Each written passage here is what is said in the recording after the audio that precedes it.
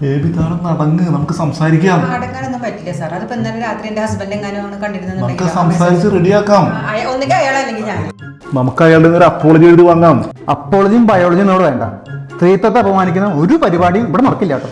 ആരെയും വിശ്വസിക്കാൻ പറ്റാത്ത കാലായി. സ്റ്റെഫി, അല്ല, ഞാൻ സാറിനെ പറഞ്ഞതല്ല. സാറ് രാവിലെ വാട്സപ്പിൽ അയക്കണ ഈ മറ്റേ പോസിറ്റീവ് തിങ്കിങ് കോൺസെപ്റ്റ് എനിക്ക് ഭയങ്കര ഇഷ്ടമാണ്. അതൊരു സമാധാനം പറയുന്നത് കാണുമ്പോൾ. രാവിലെ നല്ലത് കേട്ട് ഉണരുക, രാത്രി നല്ലത് ചിന്തിച്ച് ഉറങ്ങുക. അതാണ് എൻ്റെ പോളിസി. അപ്പോൾ ഇമാതിരി വൃത്തികേടും തോന്നില്ല. Good morning.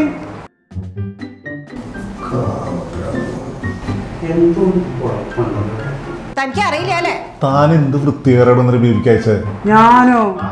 ഞാനോ തന്നെ. ഞാനൊന്നും അയച്ചിട്ടില്ല.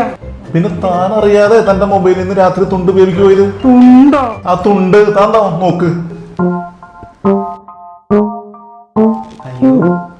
സുന്ദരി, ഇനി തനിക്ക് എന്ത് എക്സ്ക്യൂസ് ആണ് പറയാനുള്ളത്?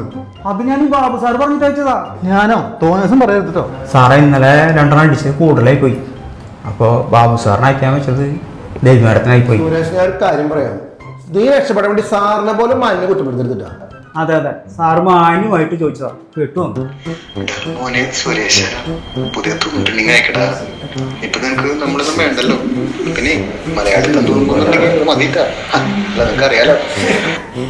ബെസ്റ്റ് മോട്ടിവേഷൻ കേട്ടോ സാറേ. രാവിലെ നല്ലത് കേട്ടോ, രാത്രി നല്ലത്